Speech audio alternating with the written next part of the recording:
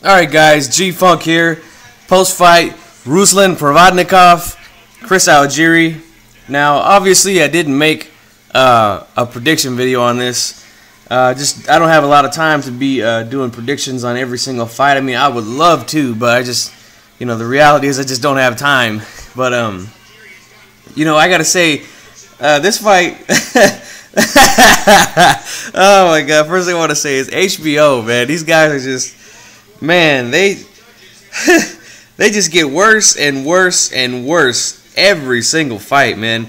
Especially when their guy is the guy who's not, when he's clearly not winning the fight. I mean, they do their best to try to brainwash people into believing that he is. I mean, the dude who was scoring the fight, I mean, it was just comical the way he was scoring the fight. I mean, this fight was not even close in my opinion. I had Chris Algieri winning 116-110. I mean, I only gave Provodnikov two rounds. I only seen him win 2 rounds, man. I mean, obviously he got, the extra 3 points in the first round from the knockdowns. But I mean, this guy Algieri, I mean, he outboxed the shit out of Provodnikov. I mean, I don't even think he missed a fucking punch last night. I mean, this guy was landing clean, crisp punches all night long. He outboxed him. I think he controlled the ring with his jab. He was moving around. I mean, Provodnikov didn't know what to do with this guy, man. I mean, like I said, first round, he knocked him down, busted up his eye pretty good.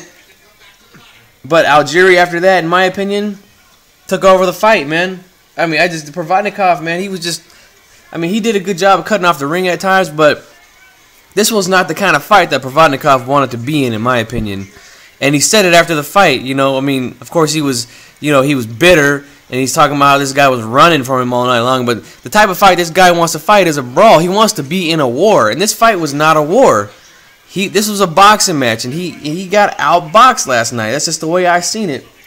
Now, I know there's going to be a lot of people coming talking about how Provodnikov got robbed and about how, just making all kinds of excuses for this guy, all right? But the fact is, this guy has no fucking defense whatsoever. I mean, Algieri hit him with everything in there. I mean, somebody could have threw a water bottle from the nosebleed section and it would have found a way to hit Provodnikov in the fucking face, I mean, this guy, he just gets hit way too much.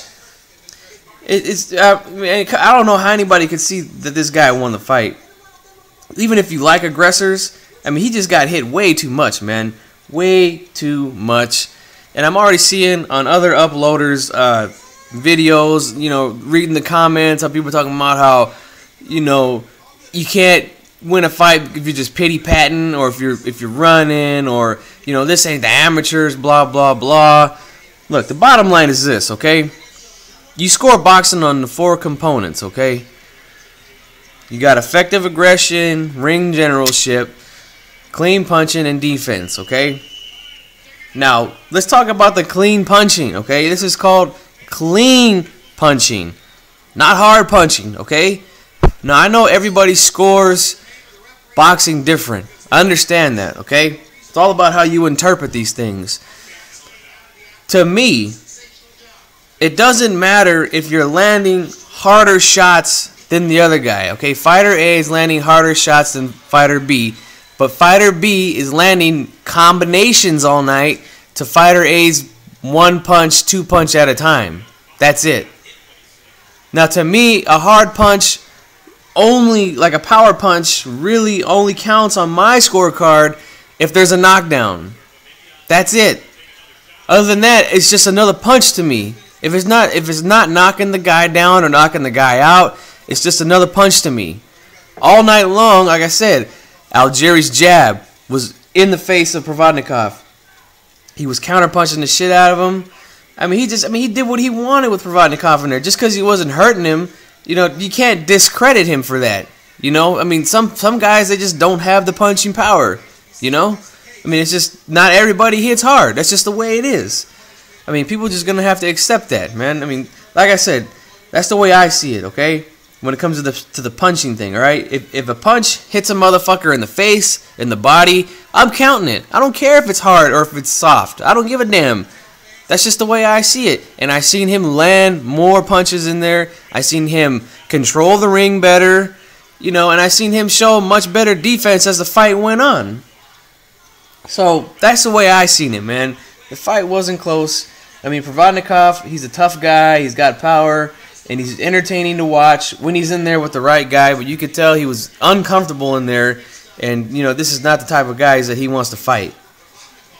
So let's talk about HBO a little bit. I mean, I'm actually watching the replay of it right now, and I mean, it's just horrible with these guys. They just sit there and they really try to just cheerlead the whole time. I mean, they just discredited everything that Algieri did in there. It's just awful, man. I mean, Andre Ward was really the only guy who kept it real in there and said that he thought Algieri was winning. Now, I mean, it's funny because you could tell that he was really trying to hold back. He wanted to say some real shit, but he just couldn't because he realized that he had a job to do there.